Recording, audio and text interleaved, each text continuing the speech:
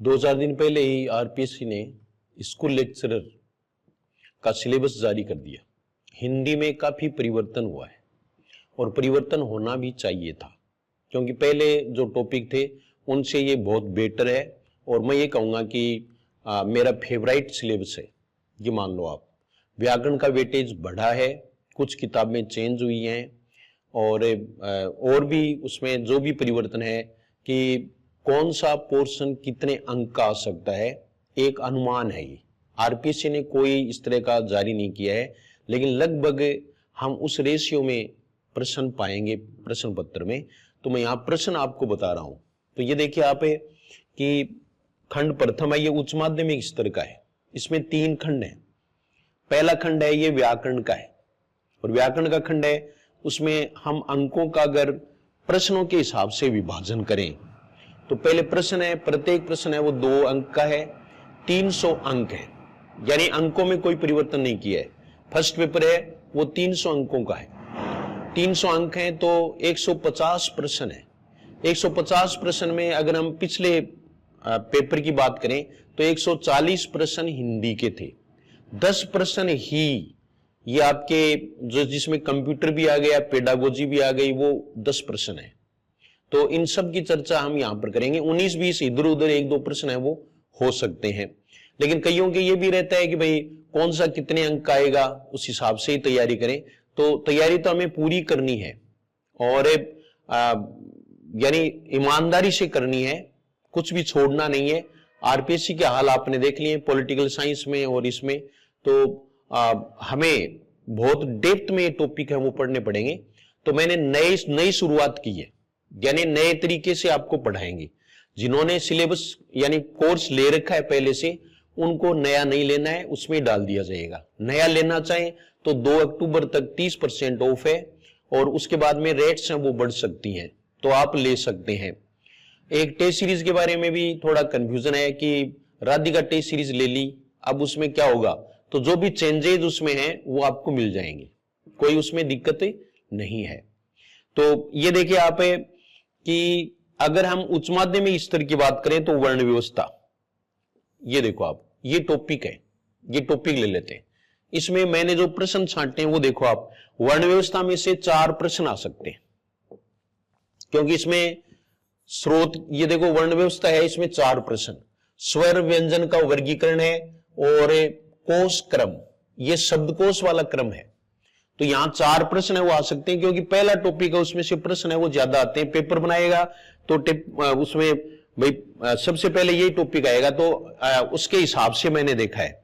और शब्द वर्गीकरण है, इसमें ये 3 है, यानी ये 3 प्रश्न आ सकते हैं। 3 ही है, आपके देशज शब्द नहीं है, ये ध्यान रखना है। टू दी पॉइंट पढ़ना है पूरा। शब्द वर्गीकरण व्याकरण के आधार पर, ये संज्ञा, सर्वनाम, विशेषण, क्रिया, 4 तो ये हो गए, इन सब के भेद हो गए, और 5वां ये हो गया। ठीक है, तो इसमें कुल मिलाकर के शब्द वर्गीकरण में 5 प्रश्न आ सकते हैं, ये 5 प्रश्न आ सकते हैं। उसके बाद में अगला देखो आप, व्याकरणिक कोटियां, लिंग, वचन, कारक, काल है।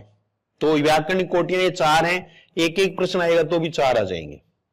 फिर शब्द रचना है, इसमें देखो आप, ये आप जोड़ दीजिए, देखिए 4, 3, 7, 5, 12, 4, 16 प्रश्न हमारे यहां हो गए हैं। ये प्रश्न है, अंक नहीं है। ठीक है, फिर इसके बाद में देखो व्याकरणिक कोटियों के बाद में शब्द रचना है, ये बड़ा टॉपिक है, इसमें संधि और ये है। तो ये अगर आप देखोगे तो इसमें से ये 6 प्रश्न आ सकते हैं, 6 प्रश्न इनमें से हो सकते हैं, 6 प्रश्न। फिर है शब्द ज्ञान, तो शब्द ज्ञान में से 5 प्रश्न मैंने छांटे हैं। वाक्य रचना में से 3 प्रश्न छांटे हैं।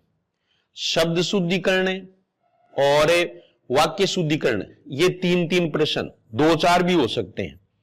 मुहावरे एवं लोकोक्तियां, ये अर्थ एवं प्रयोग, ये 4 प्रश्न।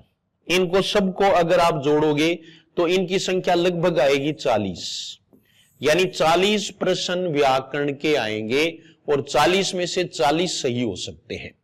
यानी हम कंपटीशन में बने रहने के लिए इनमें से हमारा कोई भी प्रश्न गलत न हो, और होगा भी नहीं, ये भी मैं आपको बता देता हूं। अगर आपने जीएस हिंदी क्लासेज का कोर्स ले रखा है या ऑफलाइन आप जीएस हिंदी क्लासेज में तैयारी करते हो, तो व्याकरण में कोई भी प्रश्न गलत होने की संभावना नहीं है। लापरवाही से या हम प्रश्न को ढंग से नहीं पढ़ें, इस तरह का कुछ हो जाए तो देखो एक दो प्रश्न है वो आपका गलत हो सकता है, बाकी नहीं होगा। पहले वाले स्टूडेंट्स हैं उनसे चाहे पूछ लो। और अब जो पेपर आए हैं उनमें बड़ी कोचिंग, बड़े टीचर, उनके हाल देख लो कि क्या है, उनसे पूछो तो सही कि क्या हुआ। तो इस प्रकार से हमें जमीनी पढ़ाई करनी पड़ेगी, पूरी पढ़ाई करनी पड़ेगी। मेरा ये कहना भी है कि केवल पढ़ने से सिलेक्शन नहीं होता, समझ से सिलेक्शन होता है। इसलिए हमें समझना होगा व्याकरण को, और समझ के आधार पर ही प्रश्न हमें करने पड़ेंगे। तो ये सब है, ऑनलाइन है, उसमें पूरा का पूरा वही आएगा जो ऑफलाइन में मैं पढ़ाऊंगा। ऑफलाइन के बैचेज हैं वो कल से शुरू होंगे, कल से 3:15 बजे घर पर ही शुरू होंगे। यानी मैं ज्यादा बैच नहीं चलाता, केवल ऑनलाइन मुझे पढ़ाना है। तो इसमें जितने भी स्टूडेंट्स होंगे उनको और इंडिविजुअली देखा जाएगा। इंडिविजुअली किसी की हिंदी बहुत कमजोर है, व्याकरण कमजोर है, तो वो आ सकते हैं, और शुरुआत है वो व्याकरण से की जाएगी। व्याकरण के नए टॉपिक से शुरुआत होगी, तो आप हैं वो आ सकते हैं। यानी कल 25 तारीख है, तो 25 सितंबर को 3:15 बजे से मुहूर्त मान लो आप नवरात्र में, ठीक है ना। अगर आपने ज्वाइन कर लिया तो सिलेक्शन के चांसेस बढ़ जाएंगे। अगर आप सुन रहे हैं तो आप जो है वो जरूर क्लास ज्वाइन करें, ऑफलाइन क्लास ज्वाइन करें। ऑनलाइन है वो 1 तारीख से, यानी 1 अक्टूबर का मुहूर्त है, तो 1 अक्टूबर से ये क्लास शुरू हो जाएगी ऑनलाइन। वैसी की वैसी क्लास है जो ऑफलाइन होगी, तो ये आप कर सकते हैं। और कोई भी आपको जानकारी लेनी है तो इस पर नंबर दिए हुए थे ही पहले, उस पर आप फोन करके पूछ सकते हैं। अब ये देखो खंड रहा 2, ये खंड 2 है, ये स्नातक स्तर है। इसमें मैंने पूरा छांट लिया कि ये 10 प्रश्न आएंगे। कौन से? भारतीय काव्य शास्त्र के, भारतीय काव्य शास्त्र के 10 प्रश्न आएंगे। और हिंदी साहित्य का इतिहास है, ये तो 10 प्रश्न कम से कम 10 से 12 आएंगे। और हिंदी साहित्य का इतिहास है, इसमें हम यहां तक काउंट करेंगे गद्य की विधाओं का विकास और पद्य का विकास। ये कुल मिलाकर के मैंने जो छांटा है वो ये देखिए आप कि 35 प्रश्न ही आएंगे, यानी 10 और 35, ये जो दूसरा खंड है वो हमारा हो जाएगा 45 अंकों का। टॉपिक बड़े मजेदार हैं। ये तो पहले वाली हैं, ज्यादा इसमें चेंज नहीं, वक्रोक्ति सिद्धांत चेंज कर दिया है, वक्रोक्ति सिद्धांत इसमें जोड़ दिया है, त्रासदी वाला जोड़ दिया है, और बाकी वही है, इसमें एक चीज जोड़ी है। तो जो भी है वो इंटरेस्टिंग है, अच्छे हैं। पहले थे भी ये टॉपिक, अब थोड़ा सा के बीच में हटा दिया था। अब मेरा कहने का मतलब है कचरा पट्टी हट गई है, अब सिलेबस पढ़ने वालों के लिए ही है। तो ये जो प्रश्न है वो कितने हुए? 35 हुए। तो 35 और 10 45 सेकंड पोर्शन में से, सेकंड खंड में से आएंगे। फिर बचा ये थर्ड खंड, ये देखो आप, ये देखिए आप, थर्ड खंड है, तृतीय स्नातकोत्तर स्तर। इसमें से प्रश्न है वो मेरे अनुसार ज्यादा आ सकते हैं फर्स्ट ग्रेड में। तो ये 55 अंक, यानी 55 अंक नहीं, 55 प्रश्न।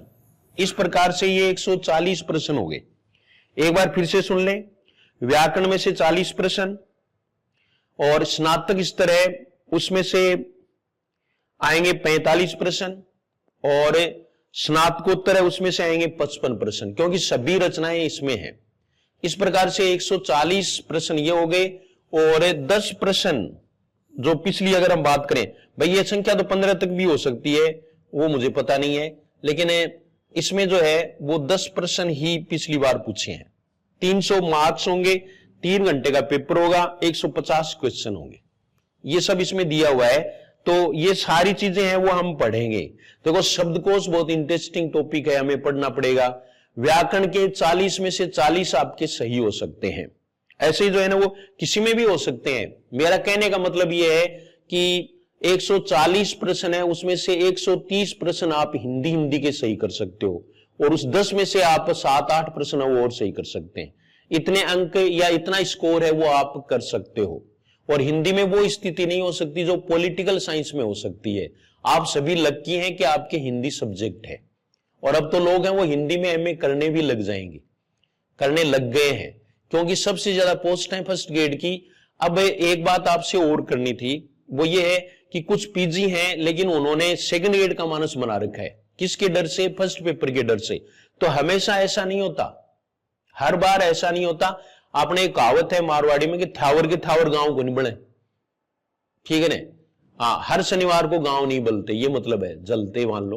तो आपको ये ध्यान रखना है कि हर बार ऐसा नहीं हो सकता। आगे जो है ना वो सब्जेक्ट का पेपर है वो बहुत अच्छा आ सकता है और फर्स्ट पेपर है वो सरल भी आ सकता है। ये बात है वो आरपीसी तक भी पहुंची है, तो इसमें थोड़ा वो सुधार भी करेंगे, इसलिए डरे नहीं। मेरे हिसाब से जो जिन्होंने पीजी कर रखा है उनको फर्स्ट ग्रेड टारगेट बनाना चाहिए। इसका मतलब ये नहीं है कि मेरे कोर्स बिकेंगे या मेरे पास स्टूडेंट्स आएंगे, वो नहीं। मैं आपके लिए बता रहा हूं कि ये काफी इजी काम होगा और सेकंड ग्रेड का सिलेबस है वो भी चेंज होने वाला है। तो सेकंड ग्रेड में जो ही चेंज होगा तब इसमें चेंज कर देंगे, उनको भी नया लेने की आवश्यकता नहीं है। तो ये फर्स्ट ग्रेड और सेकंड ग्रेड, और मान लीजिए आप नहीं आ सकते लेकिन आपको कोई पूछे तो आप जीएस हिंदी क्लासेज के लिए उनको जो है वो कह सकते हैं। ऑफलाइन क्लास सेकंड ग्रेड की है वो आधार क्लासेज में चलती है, ये एक ही है जीएस हिंदी क्लासेज, और फर्स्ट पेपर है वो वहां चलता है। तो दोनों पेपरों की तैयारी करवाई जाती है। आप आ सकते हैं, विजिट कर सकते हैं। 3-4 दिन पढ़ने की कोई फीस नहीं है।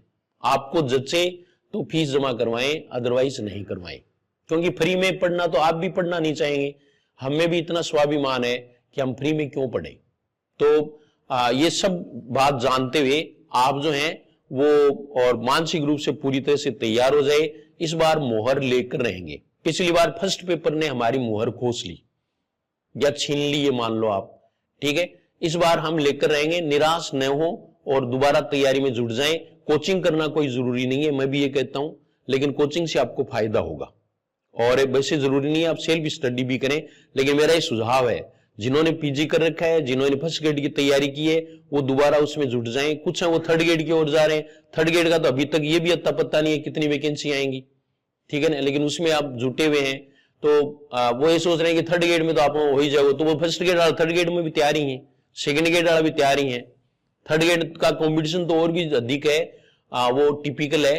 तो इसलिए और फर्स्ट ग्रेड को टारगेट बना करके आप अपनी गोल अचीव कर सकते हैं। फिर बार बार का ये भी नहीं होगा कि सेकंड ग्रेड की तैयारी करो, फर्स्ट ग्रेड की करो।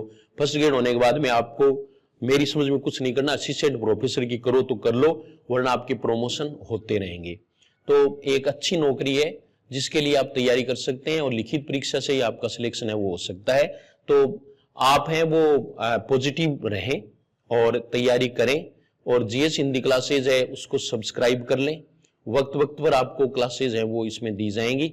यूट्यूब पर भी आप फ्री क्लासेज हैं वो देख सकते हैं। GS Hindi classes app download कर लें उसके बाद में, और आपको फर्स्ट ग्रेड में कुछ नहीं मिलेगा क्योंकि फर्स्ट ग्रेड में 1 तारीख से क्लासेज शुरू होंगी, तो 1 तारीख से, लेकिन 2 तारीख तक ऑफर है, तो आप कोर्स ले सकते हैं और उसमें पूरा कोर्स करवाया जाएगा और सभी उसमें पूरा खुल करके बताया जाएगा। जैसे क्लासरूम में बताते हैं वैसे ही क्लासरूम में ही स्टूडियो है, और वो ऑफलाइन क्लास है उसका आप घर बैठे फायदा उठा सकते हैं। तो ये फर्स्ट ग्रेड के सिलेबस के बारे में था जो मैंने आपको बताया। Thank you very much.